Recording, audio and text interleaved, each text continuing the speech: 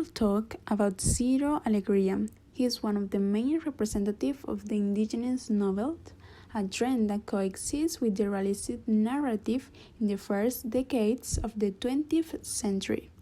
Ciro Alegría studied at the school in the same Indian region where he was born, where he had Cesar Vallejo as a teacher, and became involved early in the political struggle as a member of the American Popular Revolutionary Alliance, APRA.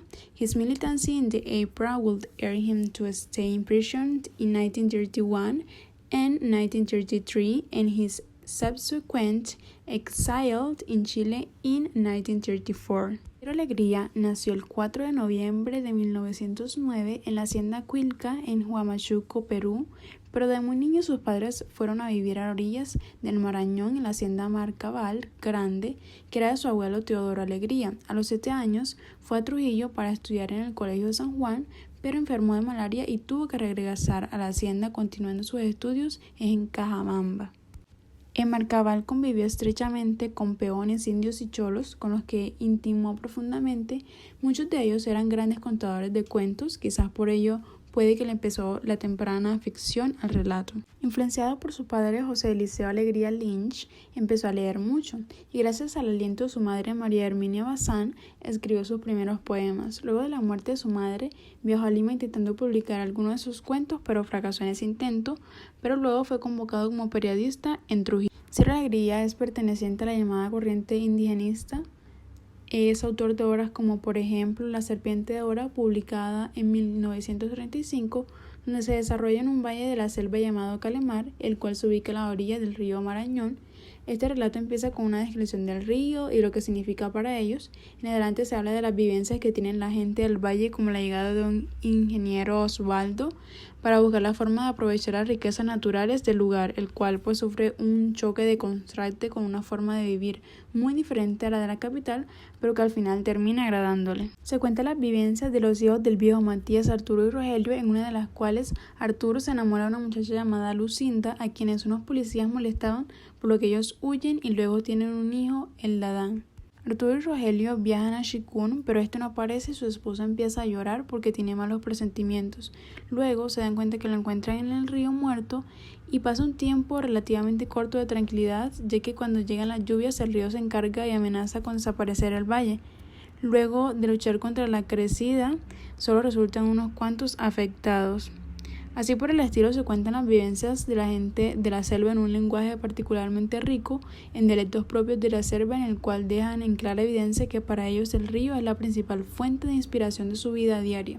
El sujeto de este libro está dedicado a los balseros, cuya vida llena de riesgos depende de la gran arteria fluvial. Es un texto apto para la discusión de la ecología política del género. Los perros hambrientos es otra de sus novelas publicadas en 1939, en el cual nos relata la vida rural del periodo colonial en Perú, orientada a la historia de la familia de Simón Robles, un peón que trabaja y vive en la hacienda de Paucar, que está a cargo del hacendado don Cipriano Ramírez. Simón vive prósperamente con su esposa e hijos Vicenta, Timoteo y la pequeña Antuca. Simón es muy conocido gracias a la fama que tienen sus mascotas por ser excelentes perros ovejeros. Al morir su perro Trueno, atacado por un puma, trae a su casa 2 cachorros, hembra y macho. El macho es llamado Sambo por ser pelembra oscura y la hembra es llamada Huanca en honor a una tribu del tiempo incaico. Los dos son criados y amamantados por ovejas, así que están familiarizados con el rebaño de ovejas. Eran tiempos muy prósperos donde todos recibían alimento. Huanca parió y debido a la demanda de estos extraordinarios perros, Simón los fue vendiendo e incluso los fue cambiando por ovejas. En la novela se hace eco de la problemática más profunda del hombre peruano, para quien desde tiempos remotos la tierra y el agua son lo más sagrado y de ellas depende tanto la economía como las relaciones humanas. Es un drama en el que se dan cita el hombre y la tierra, la sequía y el hambre, y donde los perros son humanizados y su existencia tiene lugar en el mundo paralelo al de los humanos. El mismo hace referencia de la raza de los perros al ser tan mezclada como la del hombre peruano.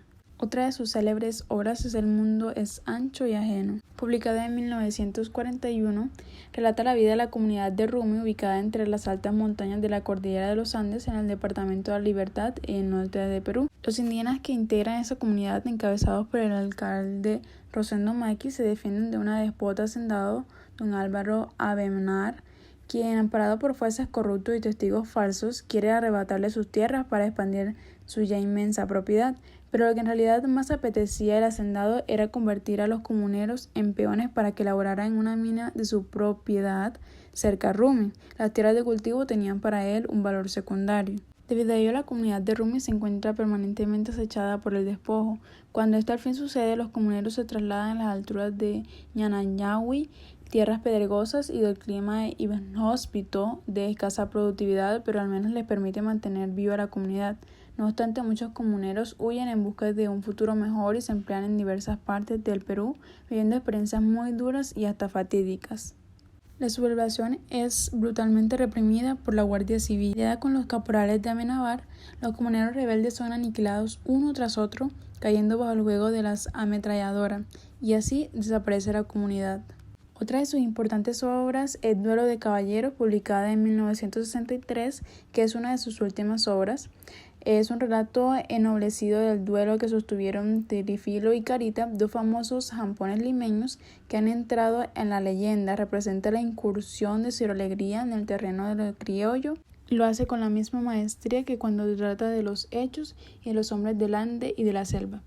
Otros relatos acompañan al duelo de caballeros, entre ellos Calixto Garmendia, uno de los más bellos de nuestra literatura, Muerte del Cabo Cheo, ya famoso, y una serie de cuentos memorables como Cuarzo, La Madre, La Ofrenda de Piedra, Los Ladrones. Ciro Alegría revela una vez más este libro su caudal inagotable de imaginación. El lector comentó a las obras de alegría, vigor, pasión y ternura.